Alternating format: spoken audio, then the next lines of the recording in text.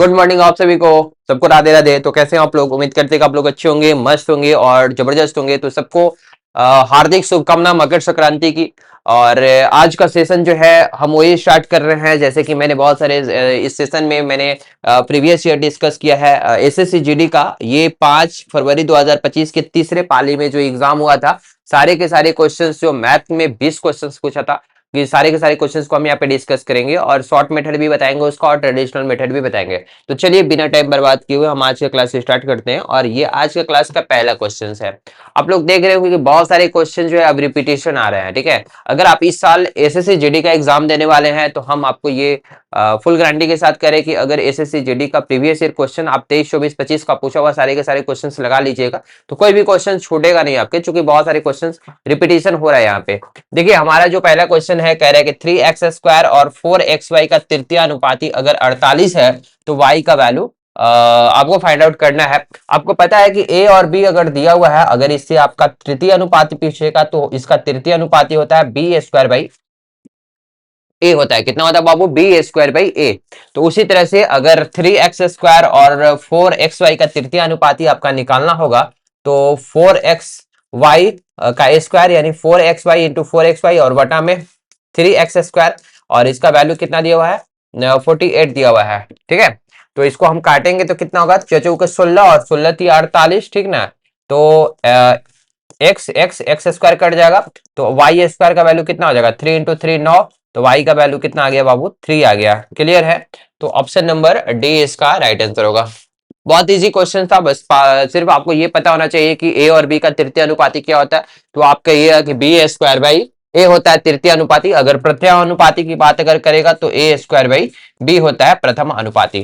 ठीक है, और अगर ए बी सी दिया हुआ है, ए बी सी, और आपसे पूछेगा कि चतुर्थ अनुपात इसका क्या होगा, तो आप लोगों को पता है BC/A करते हैं। ठीक है, चतुर्थ अनुपात इसका।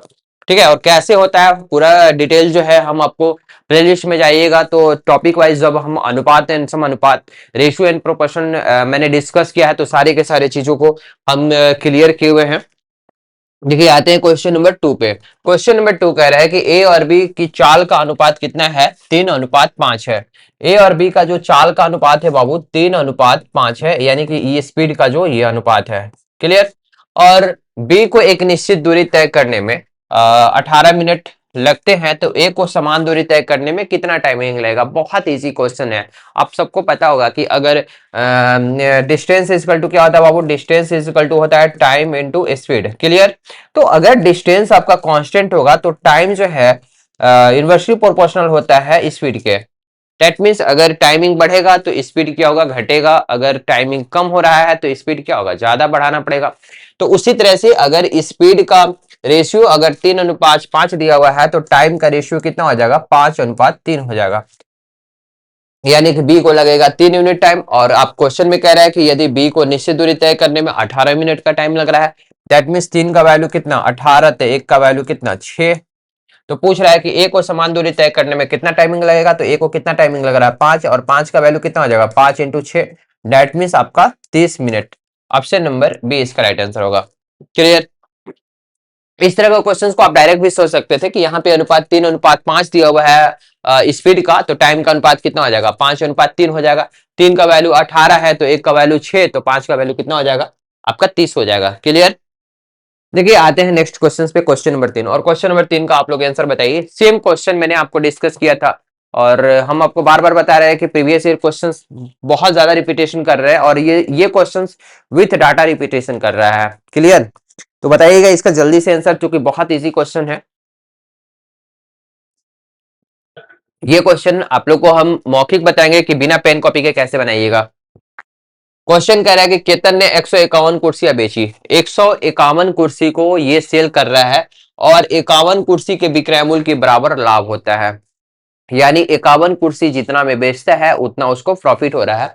तो कह रहा है कि उसका लाभ प्रतिशत क्या होगा। तो देखिए इस तरह के क्वेश्चंस में या तो क्रयमूल के, यहाँ पे क्वेश्चन में कहेगा कि 51 कुर्सी के विक्रयमूल के बराबर लाभ होता है या फिर 51 कुर्सी के क्रयमूल के बराबर लाभ होता है या फिर हानि होता है। क्वेश्चन कैसे भी पूछ सकता है। तो अगर विक्रयमूल से कंपेयर कर रहा है तो हम मान लेंगे कि एक कुर्सी का विक्रयमूल कितना है बाबू? 1 रुपया है। अगर एक कुर्सी का विक्रयमूल 1 रुपया है तो 151 कुर्सी का विक्रय मूल्य कितना हो जाएगा? 151। और यहाँ पे 51 कुर्सी का विक्रय मूल्य के बराबर प्रॉफिट हो रहा है, यानी कि प्रॉफिट हो जाएगा आपका 51 और एसपी हो जाएगा कितना 151। तो सीपी कितना हो जाएगा, सीपी बराबर होता है SP minus profit, that mean CP आपका हो जाएगा 100। तो प्रॉफिट कितना हो जाएगा, प्रॉफिट हो जाएगा 51%, क्योंकि आपका क्रय मूल्य कितना था 100 था और 51 लाभ हो रहा है, दैट मीन आपको 51% का प्रॉफिट होगा। क्लियर। तो इस तरह के क्वेश्चंस को आप मुंह से पानी बना सकते हैं। देखिए बहुत सारे लोग बोल रहे हो कि बना दीजिए, तो हम आपको बना देते हैं। अगर एक कुर्सी का जो है एसपी अगर 1 रुपया है तो आपका एसपी कितना हो जाएगा, 151 कुर्सी का 151 रुपया, प्रॉफिट आपको है 51 रुपया। क्लियर। तो सीपी कितना हो जाएगा, SP minus P profit, that means आपका हो जाएगा 100 रुपया। तो परसेंटेज प्रॉफिट कैसे निकालते हैं, परसेंटेज प्रॉफिट बराबर क्या होता है, प्रॉफिट दैट मीन्स 51 और बटा में सीपी और इंटू 100। तो ये कितना आ जाएगा 51%। तो बताइए इतना करने की क्या जरूरत थी, आप तो ये मौखिक भी कर सकते हैं, है ना। आते हैं नेक्स्ट क्वेश्चन पे। क्वेश्चन नंबर 4 पे आते हैं। कह रहा है कि एक अर्धगोले का त्रिज्या कितना दिया हुआ है, 13√3 है, तो इसका वक्र पृष्ठीय क्षेत्रफल कितना होगा। वक्र पृष्ठीय क्षेत्रफल अर्धगोले का कितना होगा, वक्र पृष्ठीय क्षेत्रफल होता है 2πr²। क्लियर। अगर टोटल पृष्ठीय क्षेत्रफल अगर पूछता, ठीक है, टोटल पृष्ठीय क्षेत्रफल अर्धगोला का, तो 3πr² होता, क्योंकि ऊपर वाला जो पार्ट है ये गोले का होता है 4πr²। क्लियर। लेकिन अर्धगोला करिएगा ना तो इतना का, और टोटल कहिएगा तो ऊपर वाला जो स्पेस होगा आधा का, ये सिर्फ वक्र कहेगा तो 2πr² हो जाएगा अर्धगोले का, लेकिन टोटल कहेगा तो ऊपर वाला भी ऐड कर देंगे तो 3πr² है। समझ पा रहे हो मेरी बातों को, आप लोग कोई भी कंफ्यूजन होगा तो आप लोग डायरेक्ट कमेंट कीजिएगा, ठीक है। तो 2 हो जाएगा और पाई को इसी तरह से रख देते हैं, क्योंकि ऑप्शन में पाई है, और आर के जगह पे कितना रखेंगे 13√3। तो 13√3 इंटू 13√3। क्लियर। तो √3 इंटू √3 कितना हो जाएगा, 3 हो जाएगा, और 2 से मल्टीप्लाई कीजिएगा तो 6 हो जाएगा। 6 इंटू 13 कितना होगा 169 पाई। क्लियर। 9 छक 54, यूनिट डिजिट 4 होना चाहिए, सब में 4 ही है। तो 9 छक 54, हाथ में लगा 5 छचा के 36 और 5 41, ठीक है, यानी कि 4 और 6 4 10, 1014 पाई आपका हो जाएगा centimetre square. Option number B इसका राइट आंसर होगा। बहुत इजी क्वेश्चन था, आप लोग एकदम डायरेक्ट फॉर्मूला अगर पता रहेगा तो आप लोग बना सकते हैं। आते हैं नेक्स्ट क्वेश्चन पे, क्वेश्चन नंबर 5 पे आते हैं। अब ये क्वेश्चन देखिए, ये क्वेश्चन भी बार बार रिपीटेशन कर रहा है, प्रीवियस ईयर क्वेश्चंस मैंने पिछले सेशन में मैंने ये सेम क्वेश्चंस तो नहीं कर सकते हैं, लेकिन डाटा चेंज करके इसी तरह का क्वेश्चन मैंने डिस्कस किया था। देखिए क्वेश्चन कह रहा है कि ईंधन की कीमत लगातार 3 महीनों में 40%, 50% और 15% कम कर दी गई। मतलब लगातार 3 महीना में जो है ना, पहले महीने 40%, फिर 50% और 15% की कम कर दी गई, लेकिन चौथे महीने 40% वृद्धि कर दिया गया। क्लियर है। तो चौथे महीने ईंधन की कीमत में उसकी मूल्य कीमत की तुलना में कितने प्रतिशत वृद्धि या कमी हुई। तो सक्सेसिव डिक्रीज इंक्रीज का कंसेप्ट यहाँ पे लगेगा। इस तरह का बहुत सारा क्वेश्चन आपको डिस्कस किए हैं हम। देखिए 40% का फ्रैक्शन वैल्यू कितना होता है, 20% का होता है 1/5, तो 40% का कितना हो जाएगा 2/5, यानी कीमत अगर 5 था तो 2 कम, यानी कि 3 हो जाएगा। क्लियर। फिर इसके बाद 50% है, 50% का वैल्यू कितना होता है 1/2 है, यानी कि 2 से 1 कम हो रहा है।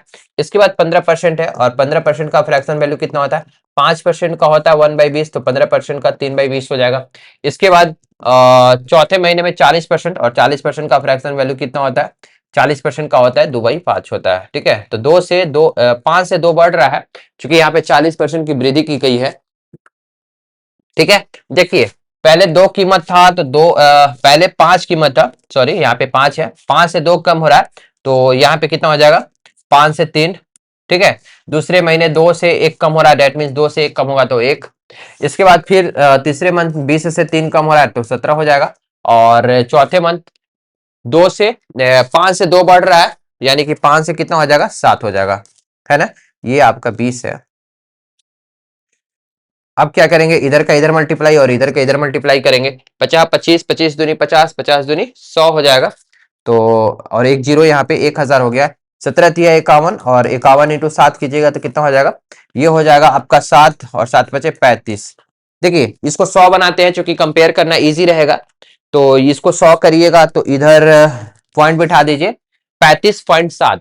अब देखिए यदि पहले कीमत आपकी 100 थी तो अब कीमत कितनी हो जाएगी 35.7 तो कितना कम हुआ, तो आप कहिएगा 100 में से 35.7 घटाइएगा तो कितना हो जाएगा 64.3% की कमी, यानी कि ऑप्शन नंबर सी जो है इसका राइट आंसर होगा। क्लियर है, बहुत इजी क्वेश्चन था।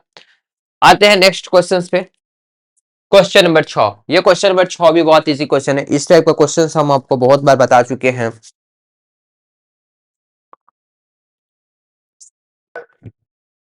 देखिए एलसीएम एचसीएफ का क्वेश्चन है।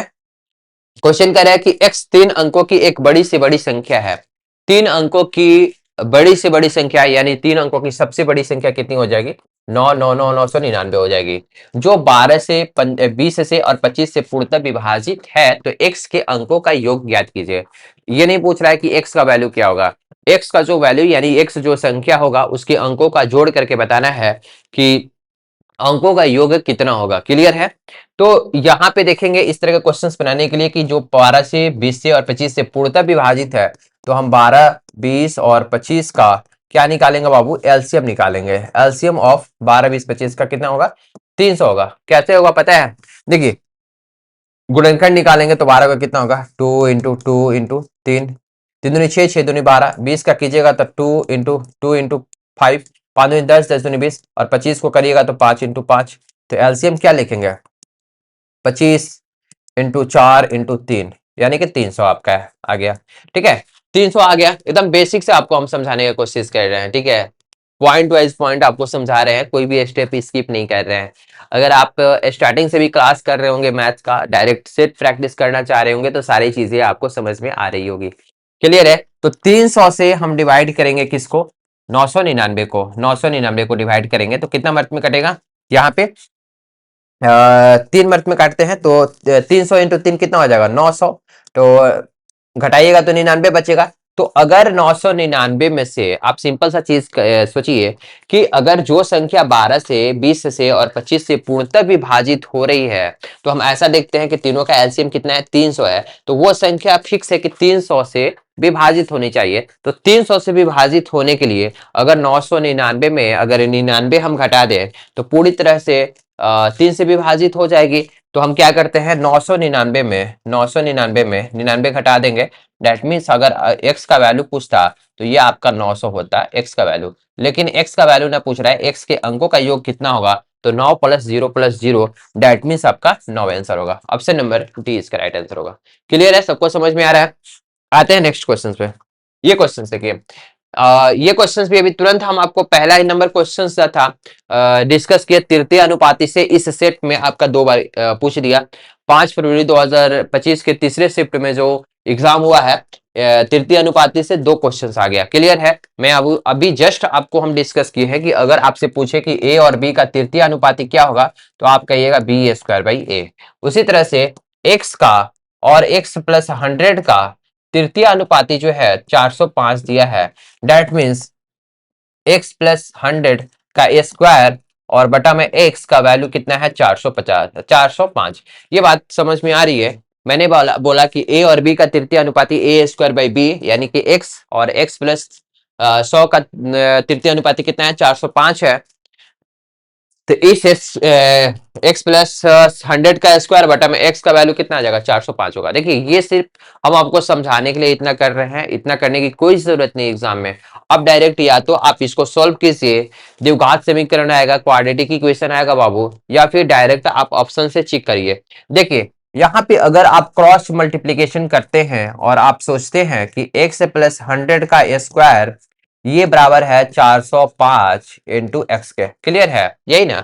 अब देखिए डिजिटल सम की अगर बात करें तो यहाँ पे 4 और +5 कितना, 9। यहाँ पे डिजिटल सम आ रहा है 9, और 9 को किसी भी संख्या से आप मल्टीप्लाई कीजिएगा तो डिजिटल सम कितना आएगा बाबू, 9 ही आएगा। तो लेफ्ट हैंड साइड में भी हम देख लेते हैं कि कौन सा वैल्यू पुट करें कि डिजिटल सम आपका 9 आ जाए। आप कहिएगा कि सर 225 आप पुट कीजिए, तो 225 अगर x का वैल्यू रखते हैं, 100 उसमें जोड़ते हैं तो 325 आएगा।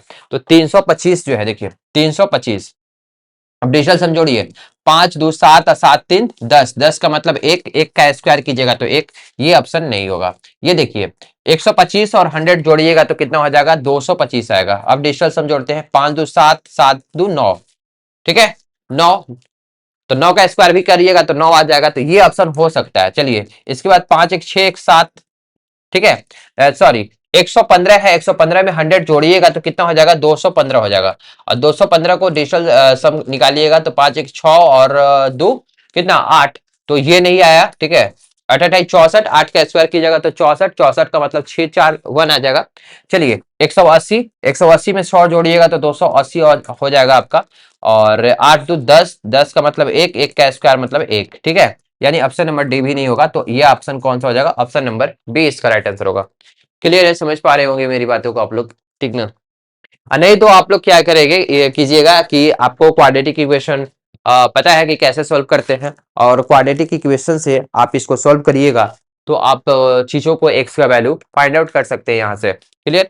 अब आते हैं नेक्स्ट क्वेश्चन से, और जल्दी से आप लोग इसका आंसर बताइएगा। इस तरह का क्वेश्चन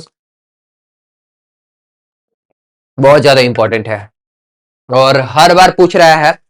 कह रहा है कि वार्षिक साधारण ब्याज की समान दर पर अमित 5,004 रुपया की राशि निवेश करता है और गोपाल 9,400 रुपया की राशि निवेश करता है। यदि 3 साल के बाद गोपाल को अमित से 840 रुपया अधिक मिलता है तो वार्षिक ब्याज की दर ज्ञात कीजिए। बहुत अच्छा क्वेश्चन है और बहुत मोस्ट इंपॉर्टेंट क्वेश्चन है एसएससी जीडी के लिए। और हम आपको एकदम फुल्ली गारंटी के साथ अगर कह रहे हैं कि अगर इस बार 2025 में आप अगर एग्जाम देने वाले हैं तो इस क्वेश्चन को जरूर देख के जाइएगा। हो सकता है 100% चांस है कि ये क्वेश्चन इस बार एग्जाम में जरूर पूछेगा, एकदम फुल्ली गारंटी है। देखिए 840 रुपया अधिक मिलता है बाबू, ठीक है, कितना साल में, तो आप कहिए कि सर 3 साल में, तो 1 साल में कितना अधिक मिलेगा, हम 3 से डिवाइड कर देंगे। क्या करेंगे बाबू, 3 से डिवाइड कर देंगे। क्लियर। तो 3 से आप डिवाइड कीजिएगा तो 3 दूनी 6 और 18 के 24, ठीक है। और 280 रुपया, डेट मीन्स 280 रुपया इसको अधिक मिलेगा बाबू। क्यों अधिक मिलेगा, अधिक इसलिए मिलेगा कि अमित जो है 5,400 रुपया निवेश करता है और गोपाल जो है 9,400 रुपया निवेश करता है। डेट मीन्स 4,000 रुपया ज्यादा जो है गोपाल निवेश करता है, तो 4,000 रुपया ज्यादा निवेश कर रहा है, तो 1 साल में कितना ज्यादा मिल रहा है, 280 रुपया। तो 280 रुपया ज्यादा मिल रहा है किसके कारण, 4,000 के कारण, तो 4,000 से डिवाइड कर देंगे और परसेंटेज निकालने के लिए हम क्या करेंगे, 100 से मल्टीप्लाई कर देंगे। क्लियर। 3 जीरो है, 3 जीरो और यहाँ पे 1 जीरो, तो 7 मर्द में कटेगा, 7 चौक 28, यानी कि 7% आपका आंसर हो जाएगा। ऑप्शन नंबर ए इसका राइट आंसर होगा। बातों को समझ पा रहे हो, ठीक है। बहुत इजी तरीका से आपको हम समझा रहे हैं, बस डायरेक्ट ये लाइन लिखिएगा। आप वो जबानी कैलकुलेट कर सकते हैं, 840 को 3 से डिवाइड करिएगा बाबू, तो डायरेक्ट आप कहिए कि सर 280 आ रहा है, 280 को डिवाइड कर दीजिए 4,000 से। क्लियर। तो आपकी और 100 से मल्टीप्लाई कीजिएगा तो 7% आएगा। आते हैं नेक्स्ट क्वेश्चन पे हमारा। देखिए अगला क्वेश्चन, ये तो मुंह जबानी बना दीजिएगा, बोर्ड मार्क्स का। आप एसएससी जीडी में देख रहे हो कि 3 से 4 क्वेश्चन तो फिक्स है कि बोर्ड मार्क्स से पूछ रहा है। आप पहले भागा का क्रिया करेंगे तो 32 भागा 8 है, तो 8 चौक 32, 4 आएगा, 4 इंटू 4 16 हो जाएगा। 16 में से आप चरती 12 घटा दीजिए, तो 12 और 4 16, ठीक है। ऑप्शन नंबर डी इसका राइट आंसर होगा। क्लियर। आते हैं क्वेश्चन नंबर 10 पे, और क्वेश्चन नंबर 10 का जो आंसर है जल्दी से आप लोग जो है बताइए। बहुत इजी क्वेश्चन है। देखिए क्वेश्चन नंबर 10 कह रहा है कि यदि अंकित मूल्य पर 26% की छूट देने के बाद 5 ब्लूटूथ उपकरणों का विक्रय मूल्य इतना है। विक्रय मूल्य कितना है, 5 ब्लूटूथ का 14,430 रुपया है। तो कह रहे हैं देखिए इतना है तो एक उपकरण का अंकित मूल्य ज्ञात कीजिए। यदि आपका अंकित मूल्य 100 रुपया है तो x पे 26% का डिस्काउंट दे रहा है, तो 26% का डिस्काउंट का मतलब बाबू कितना हो गया, 74% में दे रहा है। x के 74% का वैल्यू कितना है, 14,430 रुपया है। तो x का वैल्यू जो है कितना हो जाएगा, 14,430 को हम डिवाइड कर देंगे 74 से। लेकिन ये जो है ना, ये जो विक्रय मूल्य दे रहा है ये 5 ब्लूटूथ का दे रहा है, और हमसे पूछ रहा है कि एक उपकरण का अंकित मूल्य ज्ञात कीजिए, तो हम 5 से भी डिवाइड कर देंगे। क्लियर। 2 से काटिएगा, 3 दूनी 6 और 7 दूनी 14, 37 से कटेगा। और इसको जो 2 से काटिएगा तो 7 दूनी 14, 2 दूनी के 4, 2 एकम 2, 5 दूनी 10। इसको फिर 5 से काट दीजिए, तो 5 से काटिएगा तो 5 एकम 5, ठीक है। 6 7 2 बचा, पंचों के 20, 20 और 2 22, ठीक है। 2 बचा, पंचों के 20 और पस्ती आई 15, ठीक है। इसके बाद आपका कटेगा 39 मर्थ में, 39 मर्थ में, तो आपका आंसर हो जाएगा 3900 रुपया, आपका आंसर हो जाएगा। ऑप्शन नंबर बी इसका राइट आंसर होगा। क्लियर? इसको नोट कीजिएगा आप लोग जल्दी से। चलिए आते हैं नेक्स्ट क्वेश्चन। क्वेश्चन नंबर 11 पे आते हैं। कह रहे कि एक खुदरा विक्रेता जो है 22,400 रुपया में 12 जोड़ी जूते खरीदता है और उसकी ऊपरी खर्च जो है 12 जोड़ी जूता खरीद रहा है 22,400 रुपया में, और ऊपरी खर्च मतलब पॉलिश वगैरह करने में या कुछ भी हो सकता है, ट्रांसपोर्ट पे खर्चा हो रहा है, ये 1,600 रुपया खर्च हो रहा है। यदि वो इन 12 जोड़ी जूते के विक्रय मूल्य से 28,500 रुपया अर्जित करता है, यानी इतना रुपया में 12 जोड़ी बेच देता है, तो उसका लाभ प्रतिशत क्या होगा, ये फाइंड आउट करना है। तो इसका आंसर जो है आप लोग जल्दी से बताइए बाबू, क्या होगा इसका आंसर। बहुत इजी क्वेश्चन है, और प्रॉफिट लॉस का क्वेश्चन है। देखिए यहाँ पे 12 जोड़ी जूता जो है, इसका जो सीपी है, सीपी कितना है, 22,400 है, और ऊपरी ब्याज जो है 600, 1,600 रुपया खर्च करता है। डेट मीन सीपी हम दोनों को जोड़ देंगे तो कितना हो जाएगा, 2,400 रुपया। क्लियर है? इसके बाद जो है 24,000 रुपया आएगा ना, यहाँ पे 22,400 है और 1,600 है, तो 24,000 रुपया आएगा। और सेलिंग प्राइस ये कितना में सेल कर रहा है, तो आप कहिए कि 28,500 रुपये में सेल कर रहा है। तो आपका प्रॉफिट कितना हो रहा है,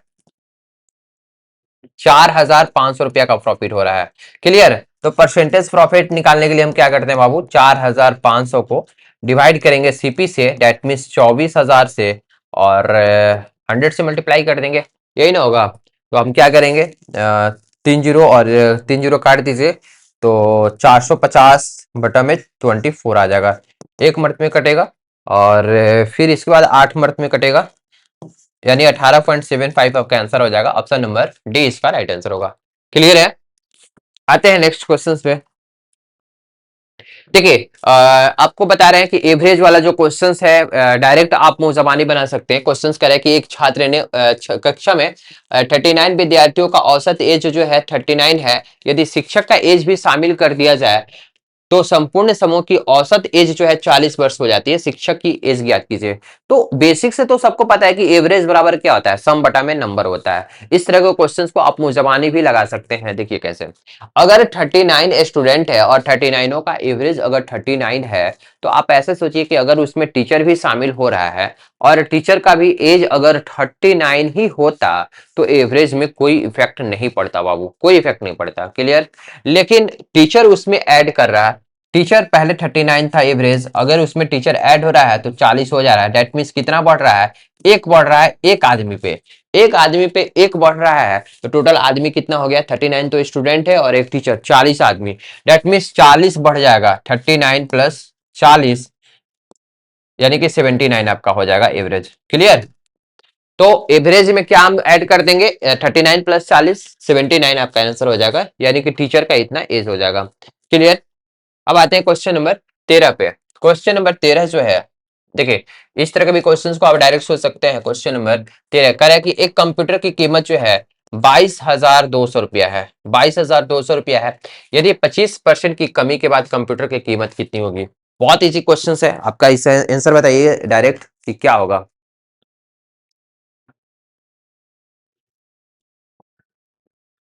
देखिए इस तरह के क्वेश्चंस को आप डायरेक्ट भी सोच सकते हैं कि एक कंप्यूटर का जो कीमत दिया है 22,200 रुपया है, यदि 25% की कमी के बाद कंप्यूटर का कीमत कितना होगा। 25% का मतलब होता है, 25% का फ्रैक्शन वैल्यू होता है 1/4, यानी कीमत पहले 4 था तो एक कम हो जाएगा, डेट मीन्स 3 हो जाएगा, तो इसका 3/4 पे बेचेंगे। क्लियर? अब देखिए अगर कैलकुलेशन भी नहीं करना चाहते हैं तो आप डायरेक्ट देखिए कि 3 से मल्टीप्लीकेशन है तो 3 से कटने वाला, तो 6 6 12 और 5 17 1 18, ये 3 से कट रहा है, ये हो सकता है। 5 5 10 और 6 16 1 17, 17 नहीं कटेगा। देखिए 5 4 9, ये तो 3 से कट रहा है, 6 1 7 ये नहीं कटेगा। चलिए 7 5 12 12 6 18 1 19 ये भी नहीं कटेगा, तो आपका ऑप्शन कौन सा हो जाएगा, ऑप्शन नंबर डी। ऐसे भी इसको कैलकुलेट कीजिएगा तो 16,650 आएगा आंसर आपका। तो आपका कितना हो जाएगा, 16,650 रुपया आंसर, ऑप्शन नंबर डी इसका राइट आंसर होगा। चलिए ये फिर आ गया बोर्ड मास का क्वेश्चन, इसको आप लोग डायरेक्ट कर सकते हैं। यहाँ पे 63 बाई भागा 9 है, तो 9 7 63 7 आ जाएगा। और यहाँ पे करते हैं 7 दूनी 14 2, और यहाँ पे देखिए 7 माइनस 6 1 आ जाएगा। तो यहाँ पे 2 आ गया प्लस 19, डेट मीन्स कितना हो जाएगा 7 और इंटू 21, तो कितना हो जाएगा 7 147 आपका आंसर हो जाएगा। ऑप्शन नंबर डी इसका राइट आंसर होगा। क्लियर। आते हैं नेक्स्ट क्वेश्चन पे। कह रहे हैं कि एक कार जो है 8 किलोमीटर की 4 क्रमिक दूरियां क्रमशः 12 किलोमीटर प्रति घंटा, 18 किलोमीटर प्रति घंटा, 24 किलोमीटर प्रति घंटा और 36 किलोमीटर प्रति घंटा की चाल से चलती है। तो कह रहा है कि पूरी दूरी के लिए उसकी औसत चाल ज्ञात कीजिए। तो इसको आप ट्रिक से भी बना सकते हैं, लेकिन बिना ट्रिक के भी ये बताते हैं ट्रेडिशनल मेथड इसका क्या होगा कि एवरेज स्पीड आप कैसे निकालते हो। सबको पता है कि एवरेज स्पीड जो है, एवरेज स्पीड ये होता है टोटल डिस्टेंस, ठीक है। टोटल डिस्टेंस को हम डिवाइड करेंगे टोटल टाइम से, ठीक है ना, टोटल टाइम से बाबू। तो टोटल डिस्टेंस कितना है, 8 किलोमीटर की 4 क्रमिक दूरियां है, यानी 8 किलोमीटर का 4 दूरियां है, तो 8 चौके 32 टोटल डिस्टेंस हो गया। और यहाँ कह रहा है कि 8 किलोमीटर का दूरी जो है 12 किलोमीटर प्रति घंटा के हिसाब से चल रहा है, तो टाइमिंग कितना हो जाएगा, टाइम बराबर क्या होता है, डिस्टेंस इज इक्वल टू क्या होता है, टाइम इनटू स्पीड होता है। तो टाइम निकालना है तो हम डिस्टेंस को डिवाइड कर देंगे, किससे, स्पीड से डिवाइड कर देंगे। तो 12 किलोमीटर प्रति घंटा के पास स्पीड से चल रहा है, तो 8 बटा में 12 करेंगे तो टाइम निकल जाएगा। फिर इसके बाद 8 बटा में 18 कर देंगे। फिर 8 किलोमीटर चल रहा है 24 के स्पीड से, तो 8 बटा में 24 कर देंगे। और फिर 8 किलोमीटर चल रहा है कितना के स्पीड से, 36 के स्पीड पे। तो देखिए 8 अगर कॉमन लेते हैं और 32/8 यानी कि 4 ऊपर चल जाएगा। और इसमें क्या करते हैं, 12 18 24 36 का हम एलसीएम लीजिएगा तो 72 आ जाएगा। तो 12 छक 72 और 18 चौके 72, 24 तिया 72 और 36 दूनी 72। क्लियर। तो ये 72 को ऊपर भेज दीजिए, 72 और इंटू 4 हो जाएगा, और बटा में 6 4 10 3 13 14 15 से डिवाइड कर दीजिए। कैलकुलेट कीजिए इसको, देखिए 3 से काटिएगा तो 5 15, 5 यहाँ पे हो जाएगा। इसको 3 से काटिएगा तो 3 दूनी 6 और 4 3 12, 24 इंटू 4 कितना हो जाएगा, चचौ का 16, हाथ में लगा लेख, 4 दूनी 8 96/5 करिएगा तो कितना आएगा बाबू, 9 पचे 45 और 0.2 आपका आंसर हो जाएगा। ऑप्शन नंबर बी इसका राइट आंसर होगा। ये किलोमीटर प्रति घंटा में आएगा। क्लियर है, किलोमीटर प्रति घंटा, ऑप्शन नंबर बी। सबको समझ में आ रहा है। एवरेज स्पीड कैसे मैंने निकाल लिया कि टोटल डिस्टेंस को हम डिवाइड कर देंगे किससे, टोटल टाइम से। क्लियर। चलिए फिर ये क्वेश्चन आ गया, पहले भागा का क्रिया करते हैं, इसको ब्रैकेट में है, ठीक है। तो 7 छक 42 यहाँ पे 6 आ जाएगा, और 14 तिया 42 यहाँ पे 14, और प्लस 19 और बटा में 8 माइनस 4 कीजिएगा तो 4, और ये 4 कट जाएगा। क्लियर। तो 6 इंटू 14 और 19 जोड़िएगा तो 3 33, क्षेत्रीय 18 1 क्षेत्रीय 18 के 19 198 आपका आंसर हो जाएगा। ऑप्शन नंबर बी इसका राइट आंसर होगा। क्लियर है सबको। आते हैं नेक्स्ट क्वेश्चन पे। हमारा जो क्वेश्चन नंबर 17 है, क्वेश्चन नंबर 17 बहुत ज्यादा इंपॉर्टेंट क्वेश्चन है, और ये क्वेश्चन है आपका टाइम एंड वर्क का। इस तरह का क्वेश्चन आप लोग पहले भी सोल्व किए होंगे। क्वेश्चन कह रहा है कि 4 पुरुष और 3 महिला किसी कार्य को 6 दिनों में पूरा करता है। देखिए यहाँ पे और है, एक क्वेश्चन से आता है यहाँ पे और न देकर के यार रहेगा, ठीक है। तो उसको दूसरे ढंग से बनाते हैं। यहाँ पे कह रहा है कि अगर हम मान लेते हैं कि एक पुरुष का इफिशियंसी m है और एक महिला का इफिशियंसी अगर w है, तो 4 पुरुष का इफिशियंसी कितना हो जाएगा 4m, और 3 महिला का कितना हो जाएगा 3w। तो इफिशियंसी को हम मल्टीप्लाई करते हैं डे से, तो ये आपका टोटल वर्क हो गया। यहाँ क्वेश्चन में कह रहा है ना कि 4 पुरुष 3 महिला किसी काम को 6 दिन में पूरा करता है, तथा कह रहा है कि 5 पुरुष यानी कि 5m और 7 महिला जो है उसी काम को 4 दिन में पूरा करता है, तो 4 से मल्टीप्लाई करते हैं। अब देखिए यहाँ पे 3 दूनी 6 और 2 दूनी का 4 मल्टीप्लाई कीजिएगा तो चढ़ती है 12m plus 9w equal to कितना हो जाएगा 5 दूनी 10m प्लस 14w। क्लियर है। तो यहाँ पे 2 मैन इक्वल टू, इसको घटाइएगा तो 5w। तो m/w का हम रेशियो निकाल दिए कितना 5/2, यानी एक आदमी का जो इफिशियंसी है अगर 5 है तो एक महिला की इफिशियंसी कितनी है 2 है। क्लियर। तो यहाँ पे टोटल वर्क हम निकालेंगे, टोटल वर्क कितना हो जाएगा बाबू, टोटल वर्क आपकी हो जाएगी, किसी में भी वैल्यू पुट कर दीजिए। जैसे इसमें पुट करते हैं एम का वैल्यू 5, तो 5 के 20 कितना हो जाएगा 20, और प्लस डब्ल्यू का वैल्यू अगर 2 रखते हैं तो 3 दूनी की 6। क्लियर। तो 20 और 6 कितना हो जाएगा, 20 और 6 26 हो जाएगा ना।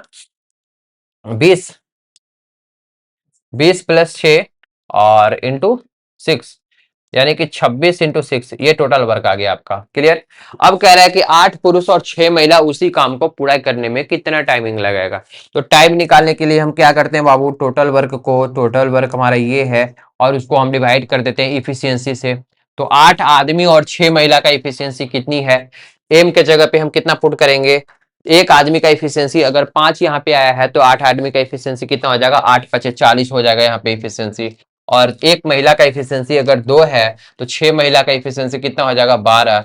तो 40 और 12 कितना हो जाएगा, 52। 52 से डिवाइड कर देंगे, इसको काटिएगा तो 3 दूनी 6 और इसको काटिएगा तो 2 दूनी का 4, 7 दूनी 14, 6 दूनी 12। क्लियर। तो 26 मिनट में कटेगा ना, तो 26 26 कट जाएगा तो आपका आंसर कितना आ जाएगा बाबू, 3 दिन आ जाएगा आपका। ऑप्शन नंबर ए इसका राइट आंसर होगा। इसको नोट कीजिएगा। कहीं भी कोई दिक्कत है, कोई कंफ्यूजन है तो आप लोग पूछिए, ठीक है। स्क्रीनशॉट ले लीजिए, फिर आते हैं नेक्स्ट क्वेश्चन पे।